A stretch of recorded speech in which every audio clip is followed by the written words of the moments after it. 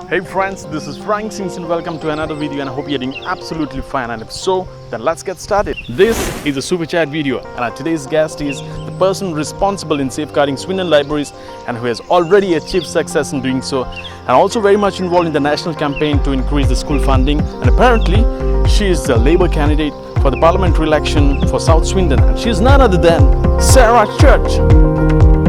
How do you feel sitting with a YouTuber? And I think this is the first time. I don't know if you have done an interview with any YouTuber. So this, you haven't yet? No, this is my first time. So thank you very much, Frankie. I'm very happy to. It's a really nice setting you've chosen, and it's nice to know that it's going out on your YouTube channel. Yeah, definitely, it's a privilege for me to have you on this set. So I would like to begin this with your journey. The moment that you got a thought about this political career, from then till where you are in, I would like to know what your journey has been. So I think I've always been someone who cares very deeply about current issues. You know, even as a 10-year-old, I was very concerned with environmental issues.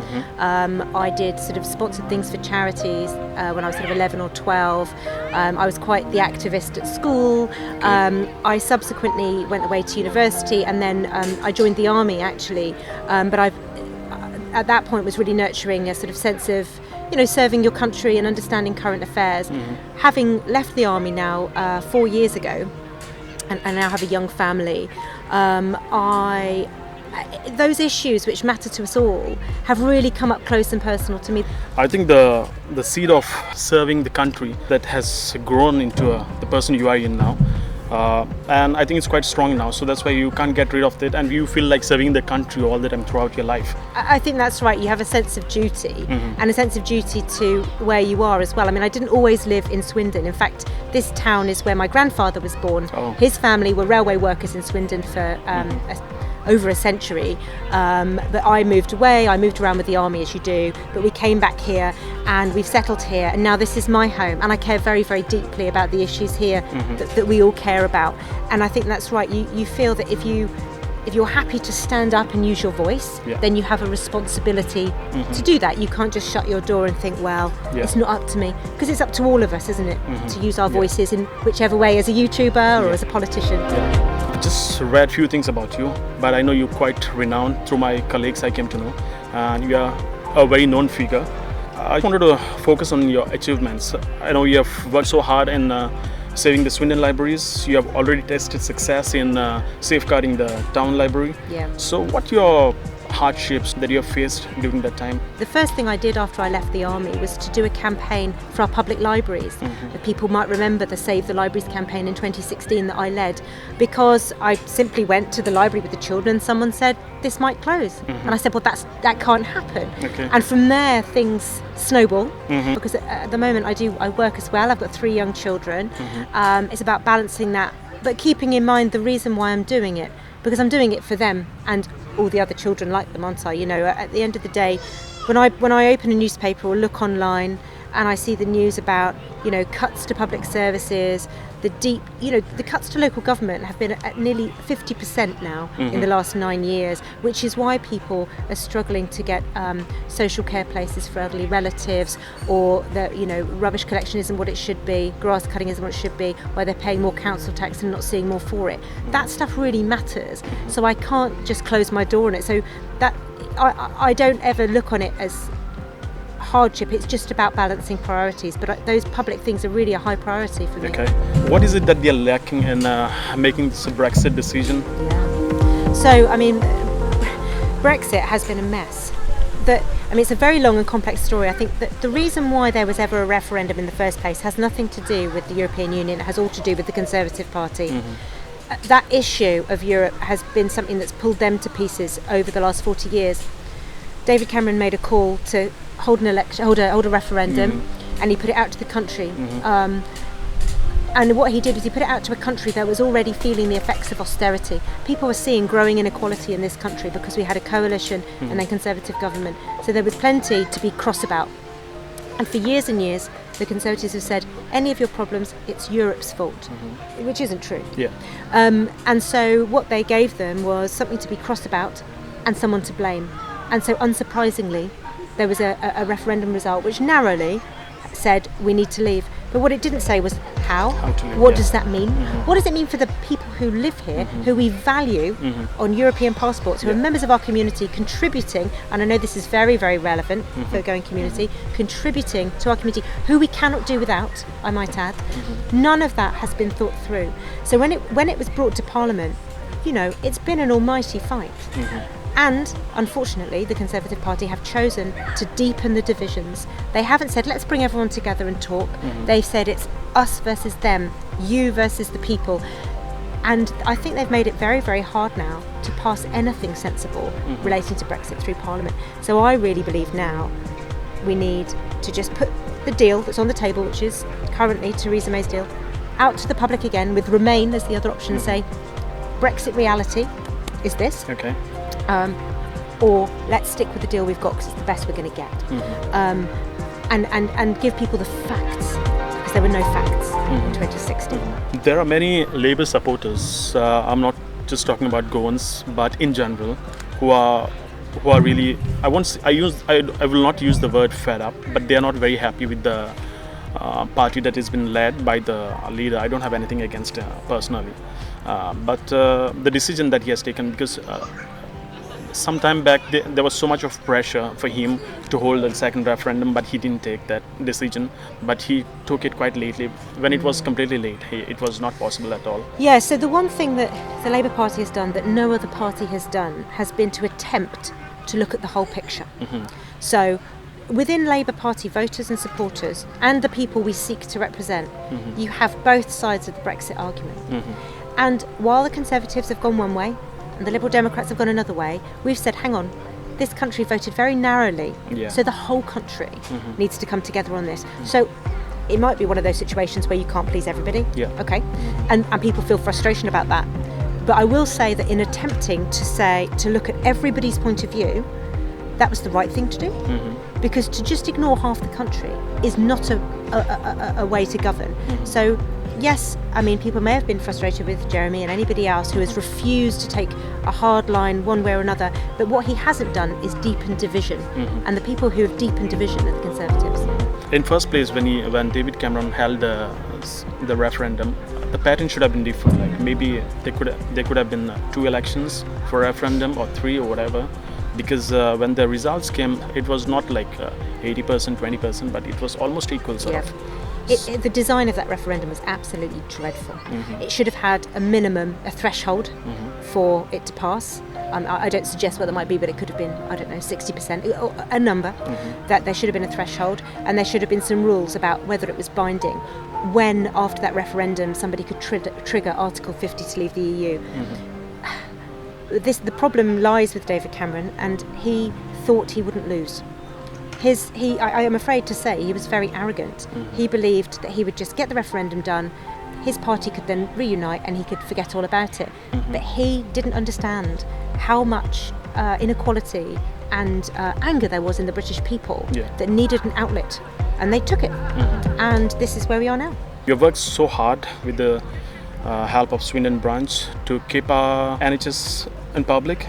So I've got vague idea, so there are many people who doesn't have much idea, because I was just talking to one of the guys over here, and he was very happy. He was excited when he saw with all this gear, and he said like, I'm happy. He asked me about my channel, and when I said it's about a political interview, he was like, okay, I don't want to. I said like, no, it just won't be a political thing.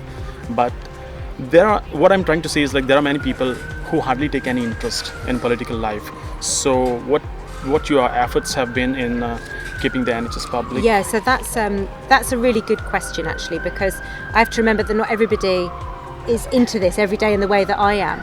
So the reason why Keep Our NHS Public has actually been very successful, and I am just a member of that committee. The person who runs it is somebody else. The National Health Service is something that we're really proud of in this country, and hopefully anybody watching this who's had anything to do with any of our wonderful doctors, nurses, hospital staff will know that that kind of, those people really do a fantastic thing for us, and we all pay for it. We all put our money in through taxation, through our national insurance, and then when we need it, that healthcare is for us free at the point of use. And that model means that we don't have people who can't afford healthcare, because if people can't afford healthcare, well, the worst can happen, they don't get better. So it's about appealing to people to say this does have a place in your life.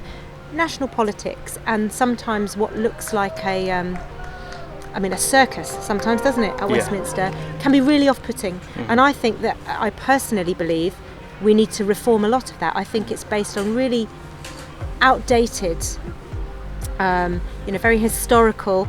It's wonderful to celebrate our history, but I think we need to have a 21st century parliament so that people feel that politics is for them, that they're not just, that they're not outside of it and then say, no, thank you. Yeah. But I appreciate why people do say that.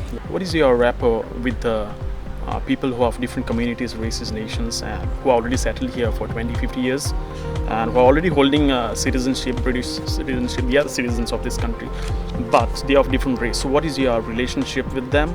I am someone who loves the fact in this country historically we've been welcoming and that we embrace and enjoy everybody's cultures. I've brought my children along to the Goan Festival where we have tried foods that they have said to me, oh, when are we going to have that again? Because they've loved it. So I think that when we have different races, different cultures in our town, it just adds to the fabric. It's brilliant.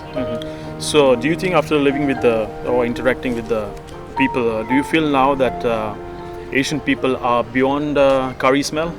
Oh gosh, I would hope that nobody was so old-fashioned to say that. Absolutely. What do you think your chances in winning the parliamentary election?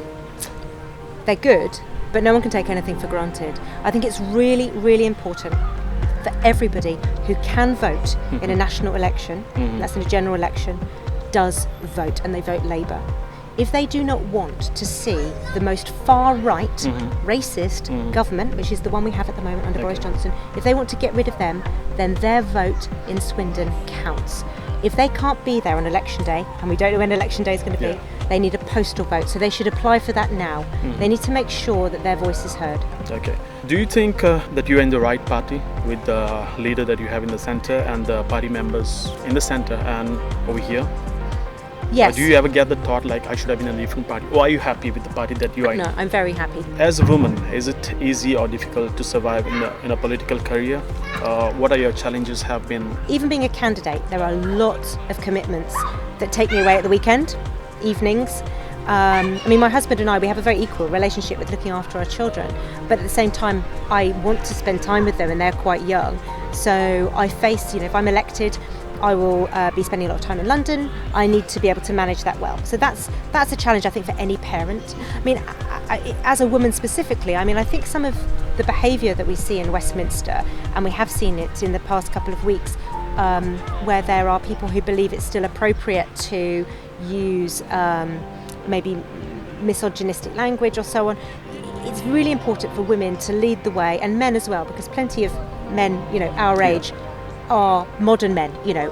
Everybody needs to make sure that we represent everybody in the community. So it's really important not just one type of person goes into politics. So I have to carry on. Okay. You've been working hard with the national campaigners for the school funding? Over the last 4 years or so, I've been working with the School Cuts campaign, and that's heavily involved with the National Education Union.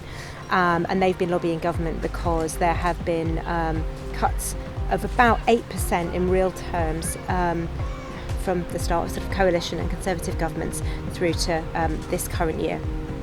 And that's having a real impact in the classroom. You're seeing teaching assistants not being replaced, or worse still, they're getting sacked. The resources the teachers need aren't there. The pressure on teachers, the teachers want to do the best they possibly can do and they don't have the resources they need. So I've been working very hard with them. Much of the time it's been like banging our heads against a brick wall. The government hasn't been listening. Latterly, there's been an announcement about school spending which tells me two things. Firstly, our voices are starting to be heard, and that really matters. So we keep going. Unfortunately, the commitments made by the government at the moment are really just pre-election promises. They're sort of, handing out lollipops to people to vote for them, but and they're also way under what we need. But the point is, every school, you can look it up on schoolcuts.org, find your school, and it will tell you in Swindon per pupil the loss between 2015 and now. And some of the schools, it's a loss of nearly £1,000 per pupil. And just think what they're missing out on. So that is extremely important. One more subject I wanted to touch. It's a quite dark subject. I don't know if I should touch it, but let me just open up myself. It's about drugs. Right. So many people, especially the youth, are into that, and there are many rules which laws of this country stops from having the kids into jail. I mean, of a young age. I mean, you can't do that as per law. So I think that just prolongs this situation, and drug dealers, they are just in a right position to use the youth. So have you done anything for the youth, and especially those who are involved into this? This is always a complex picture. It's never just one thing, is it? I mean, when you look at people who are local, there's sort of two issues. There's a really big problem nationally with what's known as county lines, and people are basically exploiting children drug running between London out to cities and towns like Swindon, and that in itself is a sort of is a huge problem that the police need to deal with because of child exploitation, and obviously the drugs is a secondary issue. When it comes to drug use and abuse in a town like Swindon, potentially by local people, it's a complex picture. It's to do with, you know, why are they choosing to do that? Why are they choosing to either, you know, damage themselves? You know, is there nothing else to do? No, youth services have been completely slashed in Swindon. Under the Tories, there are no more youth services. So that number one priority in that respect is to sort that back out. Social services, support for families, so that from a young age children are supported and don't go down that road. But you know, if kids are being sort of offered money, good money, to do drugs, to sell drugs instead of to pursue an apprenticeship or better career choice, you know, we need to really up our game in making that really attractive. You know, minimum wage shouldn't be only for 25-year-olds. We should be looking at what can a 16, 17, 18-year-old earn in a real job that will take them places and take them away from doing damaging things like drugs. So it's a really big picture piece. And you have to work with police, you have to work with local educators, you have to work with local councils about what they're providing. But ultimately, all of that stuff, it needs resources, it needs people, it needs money, it needs clear thinking. And, you know, to bang the drum again, under the Conservatives, that just has been slashed to the bone. Yeah. Did you, in your political career, I don't know how many years you have spent, an experience wherein you got threat calls, or you had very bad experiences, something like that? You had to face anything? So people have been very rude. And that's their view, and I would prefer people weren't rude, but I happily have not had any threats. You know, and I think that anyone who thinks it's appropriate to threaten an MP of any political party, you know, doesn't matter if we disagree, threatening people's lives is never okay. But we have seen that, you know, Joe Cox really sadly was murdered in 2016, and recently there have been various members of Parliament from different parties stepping down because they have received threats. So I think it's symptomatic of where we've got to as a divided nation. We need to really sort that out. It's a really, really difficult thing to do, and it can take a generation. Imagine that you have won the election. So do you think you'll be in a position to handle the problems that you already have in your constituency? You must have been already aware of through your councillors and volunteers. Yeah. That will be my top priority. I absolutely commit to spending, to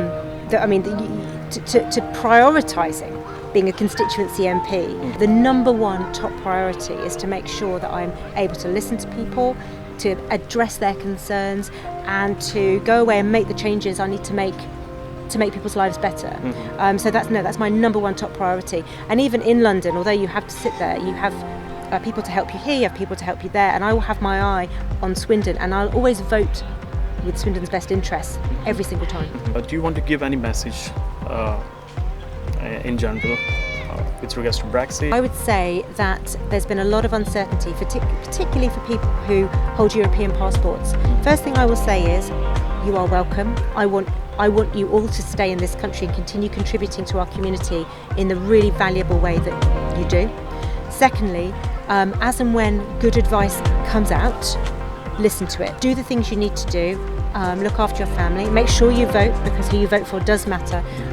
But always remember how much you've contributed to our community here in Swindon and how valuable that is to all of us. Okay. Guys, let me tell you that this was not any biased interview, because I'm not so much into political career. But yes, when I come across people like Sarah, yes, I'm for it, because this Super Chat interview is all about not just the people who are involved in political life, but it's about the people who can inspire, and that is what I found in her. So I'm very much happy with your dreams and the work that you are intending to do after becoming an MP, or even right now what you're doing. So it was a pleasure talking to you, Yeah. and honor to have you on my sets. Thank you so very much. much. Thank you. And wish you all the best in your parliamentary election, and I hope you win. Thank you so much. Thank you. Thank you.